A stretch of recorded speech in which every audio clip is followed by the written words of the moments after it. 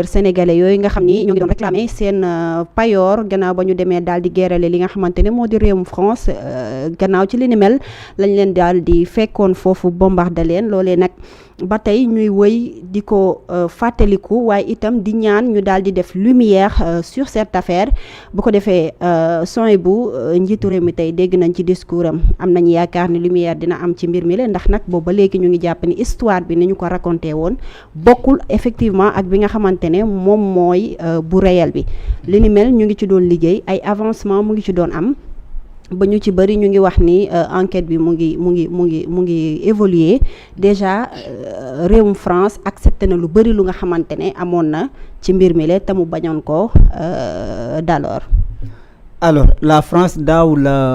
ci anniversaire massacre Camp Thiaroye si seen représentant xawma kuma Barrow moom moo jëloon la parole au nom de la République française. France nangu ni désormais accepté nañu ya massacre au Camp Thiaroye des tirailleurs africains mais qu'on appelle les tirailleurs sénégalais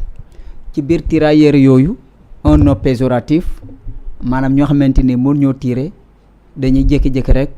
yëkkati seen arme fetal di sànni fu leen neex mais du ñu laal seen cible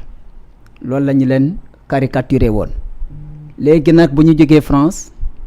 ñoo xamante ni mosu ñoo xam guerre ñoo xamante ni xamuñu neige nga jékki-jékki rek emporter leen loolu la kii Ndiaye Joseph Ndiaye di naan un voyage sans retour ki xamante ni moom moo nekkoon conservateur au niveau de la maison de l'île de Gorée. Alors bu fekkente ne yóbbu nañu leen ñu dem défendre ñoo xamante ni moom moo di la République française contre l'intervention ou bien les nazis allemands ñu ñëw au lieu que ñu décorer leen au lieu que ñu jox leen loo xamante ni moom moo di ay médailles mais ñu daal di leen monoter loolu nga ko mën a waxee wala ñu daal di leen massacrer juste jox leen ñoo xamante moom moo di suñu indemnité ñu dem ñibbi suñu ñu dem rejoindre suñuy famille. Cet égoïsme français yoo xamante ni depuis les temps les présidents qui ont succédé au niveau de la République du Sénégal ñoom bu ñu ñëwee rek dañu daal di commémorer au bon vouloir de la République française ñii bu ñu ñëwee étant des souverainistes bu ñu ñëwee étant ñoo xamante ni moom moo di mooy suñu bopp la ñu bëgg mais bañuñu kenn képp ku bëgg ñu collaborer ak yow dañ koy def dans le cadre gagnant-gagnant ñu def ci benn investissement bu colossal mobiliser ay nit d'abord les ressources humaines des personnes yi xamante ni seen xam-xam màcc na ci histoire ba pare naka mën a taxaw di seetlu bu baax a baax lépp loo xamante ni moom moo di histoire la mu bindoon ci autour du massacre Thiaroye 44 les intellectuels ñoo xamante ni mobiliser nañu leen ñoom ñu def seen travail ñoom tamit liggéey boo xamante ni war nañu koo def du point de vue de la politique et de la diplomatie ñu taxaw si ba pousser à la France de reconnaître officiellement que c'est bel et bien un massacre tey jii bu France demee ba reconnaître loolu mu des benn travail mooy la recherche encore scientifique recherche scientifique moom mooy di les archéologues yoo xamante ni ñoo ngi si mobiliser pour xam exactement la nature et l'ampleur de ce dégât de ce massacre là ñoom ñu nar a collaborer ak ñoo xamante ni moom moo di les scientifiques français. beneen bi mooy le président wax na ko nee na le président français Emmanuel Macron a donné sa disponibilité pour collaborer avec les archéologues sénégalais am accès loo xamante ni moom moo di les archives coloniales boo xamante ni jusqu'ici c'est classé confidentiel wala secret défense kon léegi nag ay kii la yoo xamante ni ay avancées significatives la boo xamante ni ñoom depuis daaw buñ ci dégg engagé wu gis na ni am na maintenant benn pas en avant par rapport à cette reconnaissance mais li ci gën a neex moom moo di désormais cette histoire sera enseignée dans les œuvres de l'enseignement pédagogique du Sénégal parce que boo tegee monument te enseigner monument mi lu mu signifier amul sens boo tegee monument te waxoo ñoo xamante ni moom moo di la génération ko lii moo tax ñu teg lii amul sens te boo xoolee les histoires yoo xamante ni moom moo di sont les plus marquantes de notre existence ici au Sénégal ne sont pas enseignées dans le programme scolaire lu ñu enseigné ci programme scolaire mooy Victor Hugo a dit comment il s'appelle moom moo di Jean-Jacques Rousseau yeneen ak yeneen ñu laissé loo xamante ni moom moo di suñu histoire proprement dite la léegi nag maintenant bu ñu accepter de enseigner l'histoire à la nouvelle génération, une aubaine pour que ñu mën a xam ne exactement li xamante ne moom moo di le massacre de Camp Thiaroye ak ñoo xamante ni moom moo di pas uniquement que les Sénégalais mais c'est toute la sous-région qui est concernée. Ça sera vraiment une aubaine loolu moo ci gën a neex ki xamante ne moom moo di dans son intervention d'aujourd'hui. Mais entre-temps ñu cherche waale li nga xamante ne moo di la bonne version des faits parce que là on nous parle par exemple de 35 morts wala boog 35 victimes ci boobu les massacres alors que nee nañ ëpp na ko di dem. Actuellement chiffre bi nga xamante ne moo di chiffre exact ba léegi xamaguñ ko. naka lañ ko mën a jàngalee ci école yi si on n'a pas les bonnes informations. D'où l'étude avancée encore l'étude proposée avec les archéologues yoo xamante ni bu ñu jëlee. dinañ mën a def ay analyses approfondies par rapport à la situation puisque gars yi wax nañu ay tombe commune yoo xamante ni moom c'est déjà connu ñu wax nañu cimetière parce que souvent ñu nga wax ni c'est des faux endroits yoo xamante ni wax nañu leen maintenant ñeneen ñu xam ni fu centre commercial bi nekk ci biir Camp Thiaroye ñu ne est-ce que foofu yëpp di ay nit ñoo fay tëdd maintenant bu ñu waxee ay recherche xëy na peut-être dina am ay recherche approfondie boo xamante ni bépp objet boo xamante ni dañ daal di découvrir dans cette zone là dinañ ko mën a analyser ba mën a xam exactement tout ce qui concerne un être humain dinañ ko mën a identifier ba daal di ñoo jox loo xamante ni moom moo di chiffre officiel bu fekkente ni à l'heure actuelle on n'a pas les chiffres officiels mais ce qui est sûr bu ñu amee accès par rapport aux archives coloniales boo xamante ni ñu ngi France ceux qui sont conservés dans les musées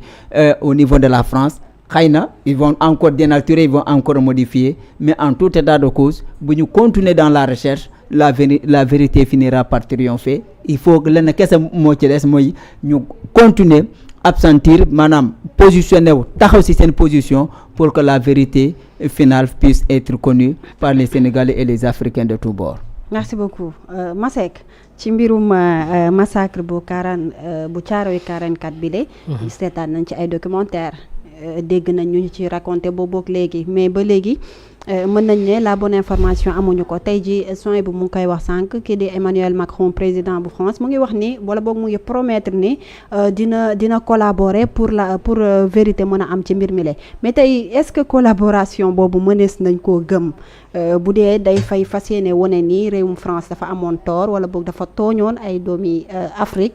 ñi nga xamante ne ñoo demoon ci guerre boobu ak lan après la ñu mën a xaarandi mu def ko ngir mën nañ na ndàmp méttital googu ñu tegoon suñuy doomi réew. jërëjëf soxna Mariama ñu ngi rafetlu kàddu yu solo bu yëkkati aussi am na solo ci analyse bi c'est assez juste li nu wax ci massacre du Camp Thiaroye 1944 suñ koy wax sax suñu xol du neex ndax ay nit ñu bàyyi seen njaboot. bàyyi seen réew bàyyi seen i askan dem bitim réew loo xam ne guerre boo xam ne daanaka sa yoon nekku si nga affronter un ennemi ci sedd bi ci tranchées yi ci mettit yu méttee métti nga jëngu ko ñafe ba jox victoire ki nga xam ne moom nga doon xeexal muy la France ngeen ñibbi si seen réew ñu war leen tatagal war leen sigil war leen sargal ci seeni biiri bokk ñàkk kóllëre qu'ils sont ñàkk xalaat qu'ils sont soxor qu'ils sont égoïste qu'ils sont ñu dajale leen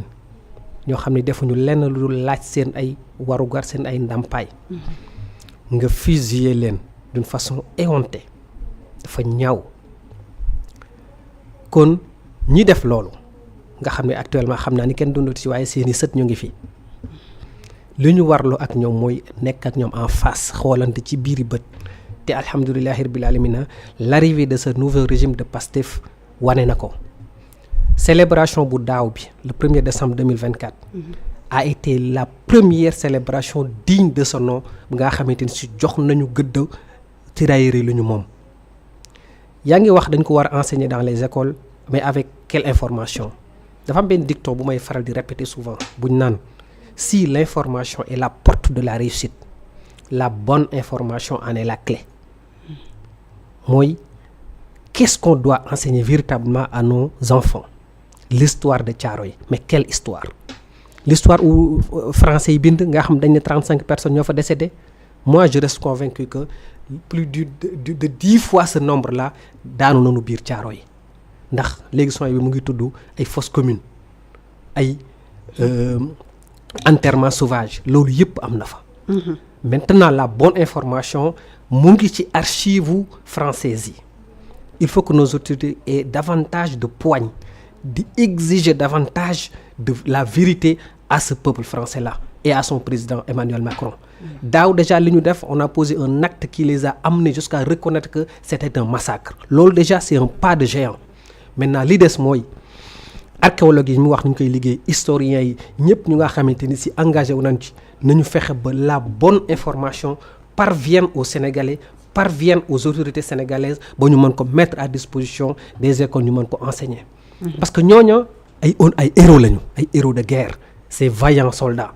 moo tax bi ma doon dégg daaw am ku ñu interviewé woon à la télévision mu bokkoon sax ci nguur gi di wax naan dafay jàppe tirailleurs yooyu noonu comme des traîtres. Moi j'étais choqué,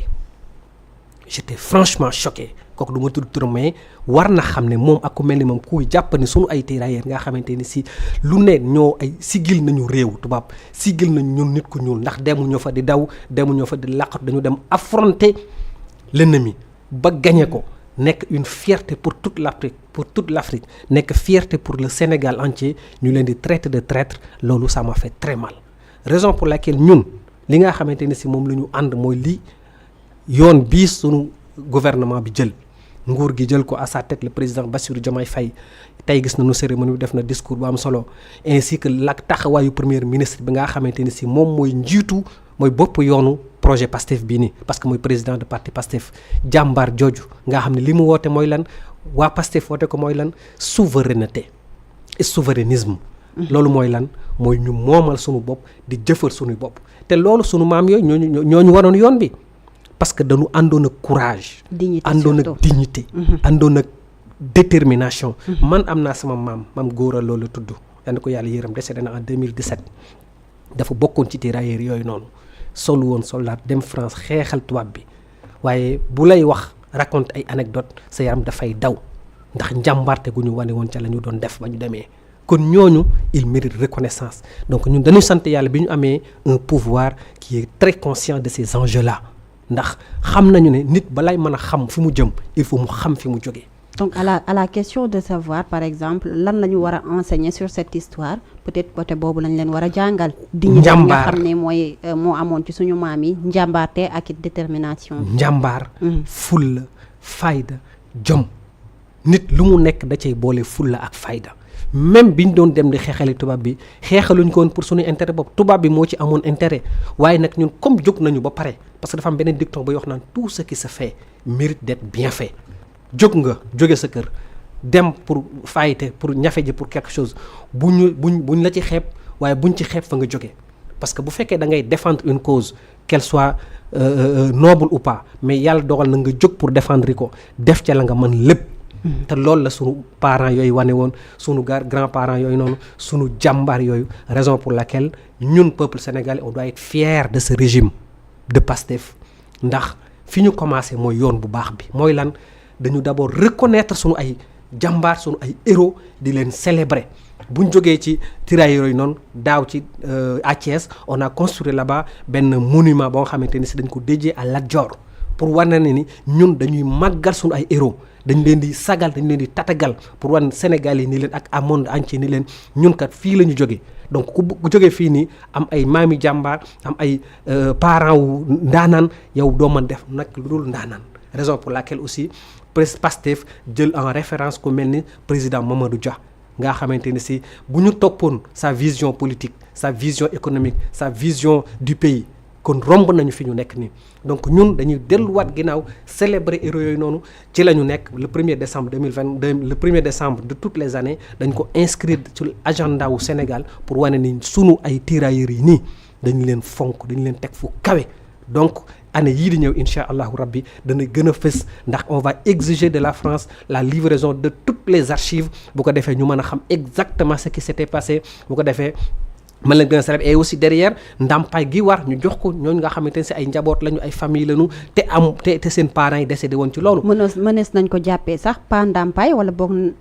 payoor gi nga xam ne ñoom moom lañ doon réclamer. non seulement payoor gi dañ leen ko war a jox waaye aussi ils les ont exécutés. exécution sommaire la tout simplement amul beneen tur. donc massacre boobu noonu bu ñu leen fayee li leen war a jox ndàmp leen ko te aussi dañ koy actualiser. parce que aussi loo xamante ne 1944 la woon ak 1939 ba 44 boo ko actualisé ne xaalis bu bëri lay doon donc mën nañu identifier famille victime mënuñu la identifier c'est pas important li am importance mooy nañu ko dajale mu nekk xaalis bu am solo ñu jox ko état du Sénégal parce que soxla nañ ko ndaxte difficulté financière yi ñuy dund nii bu ci loolu ñëwee aussi du ci yàq dara d'autant plus que xaalis bi sax taxuñu koy def waaye c'est pour l'honneur c'est pour la dignité c'est pour que monde entier xam ne ñun kat sàgganewuñ suñu ay tirailleurs topp nañ leen ba mu sës et que ñoom incha allahu rabbi ay référence lañ leen fas yéene def et ñun ndaw sunu doom yi nga xamante ne sunu rakk yi nga xamante ne ñoo gën nekk sunu ginnaaw ñoom tamit dañ leen inscrire ci carnaval boobu noonu ñu àndandoo liggéey parce que ce pays là a besoin de dignes fils a besoin de fils ñu am jom ñu am fulla ñu am fayda ñu xam fi ñu bëgg dem. tout à fait merci beaucoup alors dañuy jàll ba tey ci beneen point laata loolu li nga